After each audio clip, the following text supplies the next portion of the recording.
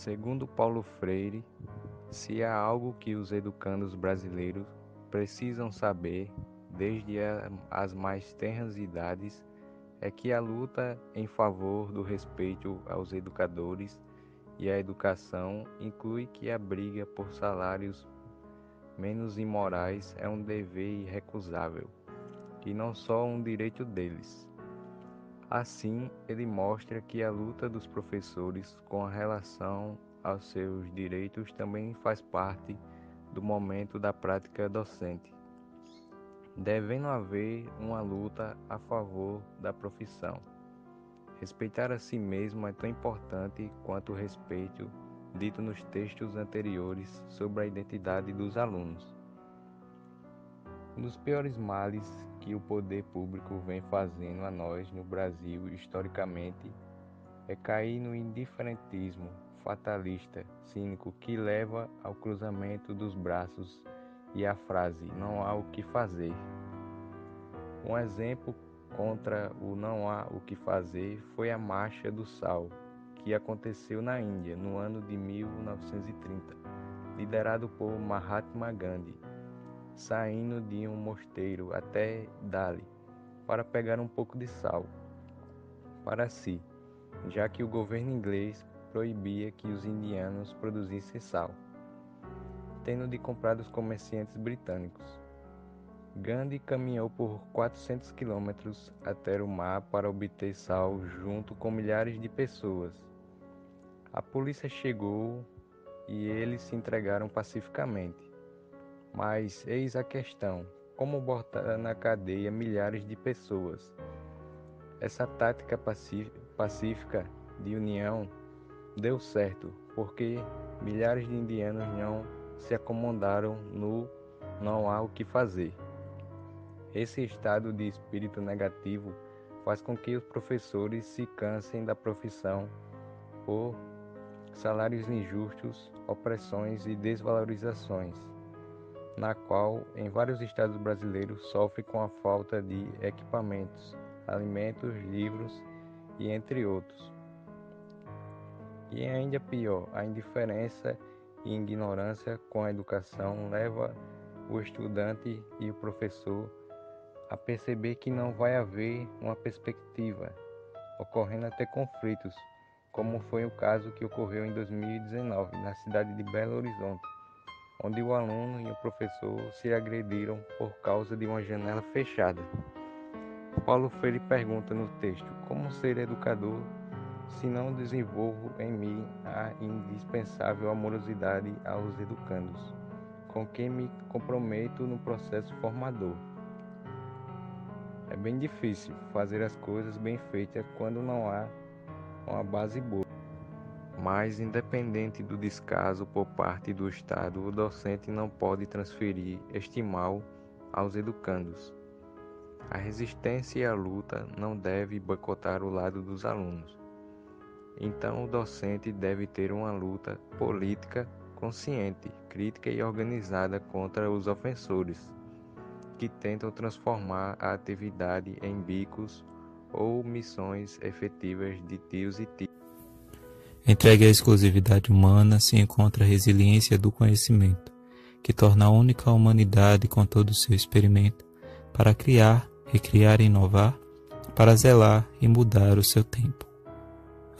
O desafio do educar, e misturar, compartilhar, reinventar, vivenciar momentos, adquirir conhecimentos, diferentes saberes, que é um dos grandes prazeres que existem para nos auxiliar a melhorar, aprender, educar. Quão necessário é viver corretamente, estar sempre consciente das nossas realidades, converter essas verdades em mudança social, ter uma noção especial dos lugares da cidade. Para o professor ensinar, não basta somente escrever. É necessário aprender as diversas subjetividades. Para compreender realidades, necessita-se de convívio, respeitando o indivíduo em sua simplicidade. Ensinar é como enfrentar dragões, senões, retrocessos. É saber que o processo de educar não é neutro, pois faz parte do respeito constatar e criticar. Sonhar é politizar toda a hipocrisia que se cria dia a dia no ofício de ensinar. No ato do ensinar se encontra o de aprender, assumir os seus limites e buscar evoluir. É preciso ser leal, sem jamais se omitir, superar os desafios e ao aluno estimular. Poder se posicionar é o início do progredir. Como poderei eu me declarar educador quando não me dói as desigualdades ao meu redor? Quando muitos saem de casa em busca da educação em uma situação tão precária. É meu dever como educador lutar pelo futuro que há de chegar. A luta pelo futuro vem da esperança, esperança do verbo esperançar. Professor, que é aquele que nos dá razões para se alegrar, em um mundo tão injusto e desigual nos lembra que tudo vai melhorar. E isso só por meio da educação se dá. A esperança e a alegria com que ensinas a cada dia nos faz acreditar que um mundo de igualdade poderá se formar. Na história, podemos analisar quando os professores começaram a brilhar. Apenas no século XIX, após a Revolução Francesa, que se iniciou uma fortaleza. A criação das escolas normais e a preparação de professores trouxeram revoluções fundamentais. No Brasil, às vezes é um pouco precário e até hoje há problema no cenário. O preparo do professor se inicia após a independência, mas ele se mantém até hoje na resistência. Queriam professores bem preparados, apenas que passassem o conhecimento que foi dado. Ocorreu uma reforma que precisaram implantar na hora. Os conteúdos curriculares e nas práticas de ensino, o enriquecimento. E foi assim que a sociedade caminhou com discernimento. E o padrão dominante, no domínio dos conhecimentos a serem transmitidos, passou a ficar comprometido. Mas uma nova fase surgiu e a educação progrediu. O professor começava a pesquisar e o mundo, finalmente, passava a avançar.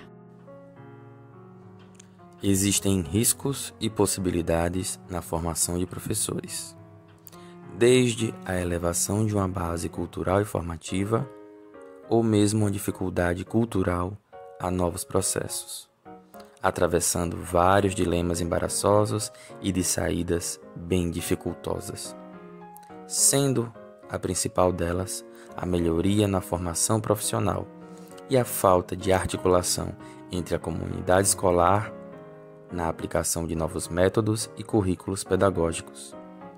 Deve-se considerar o ato docente como um fenômeno concreto de sua ligação intrínseca com a escola, resultando em uma relação de saber crítico que nunca deve ser perdida ou subestimada. Inclui-se aí a educação especial, sempre demonstrando respeito e acolhimento em um ambiente diverso. Enfim, não se pode dissociar a formação e condições de trabalho.